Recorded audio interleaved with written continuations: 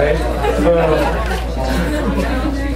I'm always on time, and I'm late, but my wife is always really late. So I will be here afterwards for a while, and my information will be out there. So, and I'm trying to toss a lot of stuff at you.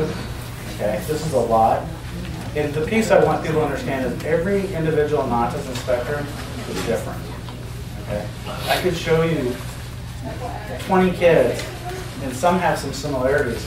But yeah, I mean, I have kids who just from one end to the other, kids who can play sports, some who can't even ride a bike, some who have no language but can disassemble a computer or a stereo system and put it back together. I mean, literally take wires and wire stuff back together. So it's hard, you know, a lot of people, when I first started doing this, they think Rain Man, right? So most of us probably seen the video Rain Man. That's what they think of, okay? But, you know, when I talk about doctors, I can tell you there's some doctors down there definitely on the spectrum. So I don't go to those guys just because, no, I'm just kidding. I was going to say I don't go to them because I know they're on the spectrum and they don't, you know, they're worried about me analyzing them all the time. So anyway, so if you guys have questions out, but I'll be afterwards too, and we'll be done at 7:30. So a couple other pieces we talked about. What we were talking about is theory of mind and effective reciprocity, which is affection towards others, requesting, offering comfort, shared enjoyment. Okay, so when a kid falls on the ground, they bump their leg, what do we do as parents? Oh, are you okay, right? That's that we can actually, one, we can understand their hurt. The other thing we can do is try and comfort them. So what does Sheldon do? What does his mom teach him? This is a big Sheldon question. Serve a warm beverage. Serve a warm beverage. That's right. Right. And usually it's tea. Yes. Okay. So good quiz. Good question. So I had an example, but now I forgot it. Anyway. All right. So yeah. So Sheldon, right? He's rule bound. He's learned to rule. So that's what they taught him. Anybody seen the Twix? I think it's the Twix commercials.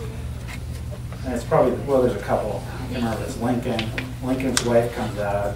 She's in this dress and she's got a big butt. Or there's another one too. And the wife says, "Do you think my butt looks big in this?" Okay. So what does the husband do? Shoves all these Twixes in his mouth and right? So he knows what's going to happen. He says that. So an individual on the spectrum, what would they do? Yep. They're going to be honest with you, right? Because they don't have that filter in place. They're going to be like, yeah, it looks really big. They might even say it like that, but yep, it's very big, right? So, because some of them struggle with the humor part. They can be brutally honest, so, which is nice, but sometimes it's not so nice. So I remember my mom telling me, she asked her son, "Do I look nice in this?" And I can't remember the comment, but she was mortified. And I was like, you know, those are some questions you just don't ask people on autism spectrum. Okay, so, do you like me? No, I don't. So, right. So, the joint attention, we talked a little about that. So, shifting gaze, watching people, because I watch you watch me, we're nodding, those kind of things. Showing and giving things. So, a lot of little kids will give you stuff, right? And they want to show it to you. So kids on the autism spectrum, they'll struggle with that kind of stuff. And this is just, if you have any kids on the spectrum, I don't have a book, but so let's pretend this is a book. Right? And this is one of the parts of the autism assessment. They have a book, and kids talk about the pictures, they identify the pictures in it, right? So this is a book. So I'm reading this book, and it's facing towards me, right? Okay. So I do this other training about behavior and stuff like that. So when I do the training, I turn this around, and I show it to people, right? Because from my perspective, I understand you can't see the book, right? So I turn around. I don't turn it upside down. I turn around so you can see it, right? Mm-hmm. So if you ever have kids on autism spectrum, most of them, when they're reading a book, and you're sitting over here, they say, look at that picture and look at that. But they don't understand from your perspective, you might not be able to see it. Most of us would be, look, right? So I'm going to point and shift it over. Because they don't have that piece of their brain that's working really well that says, they can't see it. Right? So a lot of times, just like you pointed out, Joyce, is you thought you were watching the same movie as them in the same room, and you knew exactly what's happening all the time, right? So one thing, so when I do this stuff with kids, is oftentimes it's a good sign when somebody can twist the book to shift it so you can see it from your perspective. That's part of the theory of mind. It's about showing and giving, those kind of things. Anybody seen this traffic light in London? Anybody know Malfunction Junction in Missoula? Yeah. The old one? Yeah. Yeah. Right? So I get to Missoula, it's 2000, I moved over there. And I get stuck in the middle of Malfunction Junction, right? And I was like, okay, I don't think I'm supposed to be here, right? Because the way the stop signs, the lights are, I'm like stopped in the middle. I'm stopped, right? So after a couple of years, I realized only new people stop in the middle, right? So I could know new people. This is actually a sculpture. Okay, so this isn't real. But this is what life can be like to individuals on the autism spectrum. There's so many things to pay attention to, and they're trying to pay attention to all of it, or they don't pay attention to any of it, right? It's hard. Their brain is wired differently to things.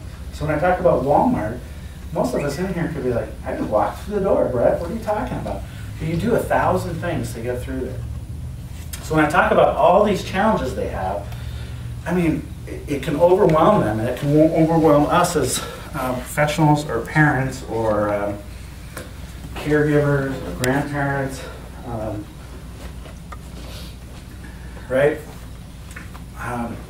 So I want you to think about it as, to them, this is what the world looks like, right? So here's some other pictures, right? So what do you think of the bottom one? I think this one's kind of funny here. So you can't go left or right, and there's a one-way sign, right? Okay. Oh my gosh. But look at all the stuff they got to pay attention to, right? There's so much information out there, okay? And the top one, the same thing. So kids on the autism spectrum are often getting bombarded with lots of stuff, and sometimes they don't know what to pay attention to. They don't know that they need to pay attention to it, right? This is where it takes a lot of time and work to work with them. So they have social communication challenges.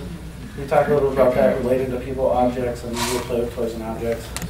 So I was playing with this kid, I was doing an assessment. And it was the initial piece. I just wanted to see how he reacted before I did the rest of the autism assessment. And we're playing with Legos. His brother's there. I'm at his house. And I go to homes quite a bit. I can't do it all the time, but so I'm in the home. We're playing with Legos. So there's, I can't remember how it was, 8, and his brother was like 7. So said, hey, let's all play, right? Because I want to see how they play and we socially interact with stuff. Okay. So we start building some stuff with Legos. Actually, he builds stuff with Legos. Okay.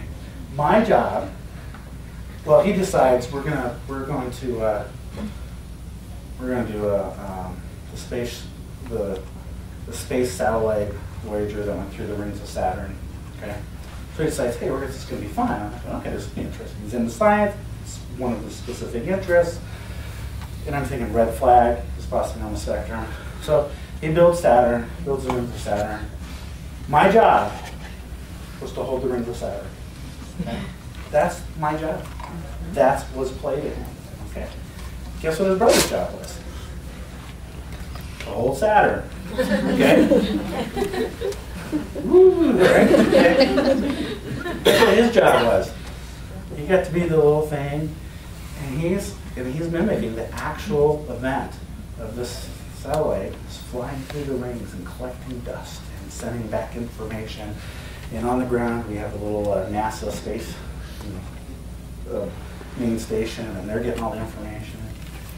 And so one of the parts of the assessment that I do is, so I'm like, okay, we are not playing, you are playing, okay? And his little brother, I don't know how his little brother puts up with this stuff, right?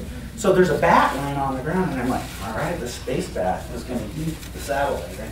And so it's going to go one of two ways. He's like, this is awesome, or he's going to be like, get out of here. But part of it is I intrude into his play. I want to change the play thing, because he's doing a real world event. They have a very hard time with play, an imaginative play. So the space bat comes in, eats the ship. he takes a space bet, says, you can no longer play with me. And takes away all the toys from me, okay? So I was thinking, ding, he's on the spectrum, right? So he didn't know how to play, didn't know how to have this imaginative play, okay? Now, and that was with objects. Now, some kids can do certain things, like play Batman or Spider-Man, okay? But what they often are doing is mimicking the movie, okay? Because they've seen a model, and now they'll mimic it. That's not play. I mean, it's play, but it's not creative play, okay? So I was recently working with somebody, and I said, you know, he's not really doing a lot of creative play. He's well, he plays Batman and this and this, and I was like, no, he's mimicking. Role playing. Some kids on the spectrum can repeat a movie from beginning to end. They can act out the movie from beginning to end, okay? So sometimes that's why one of the things, as I spend all the time with kids, I'm like, you know, it's really not imaginative play, it's very mimicking. It's mimicking plays, mimicking certain things. When I talk about speech and language, kids are very high functioning. Often what I call canned phrases. They'll use canned phrases or repetitive phrases.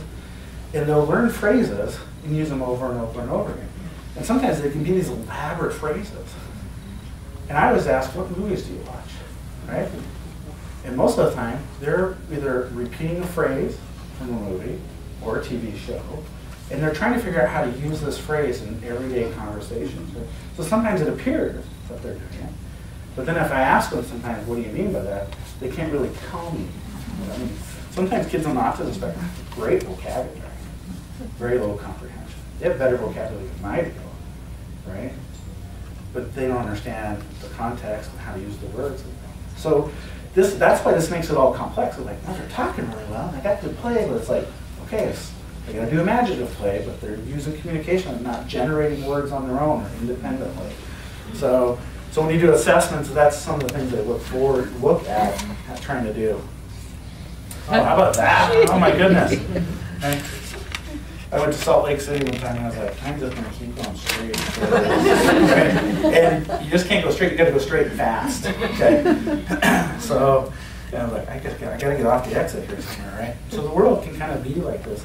So when we talked earlier about that, it was like the answer was just get another sheet of paper for the math stuff.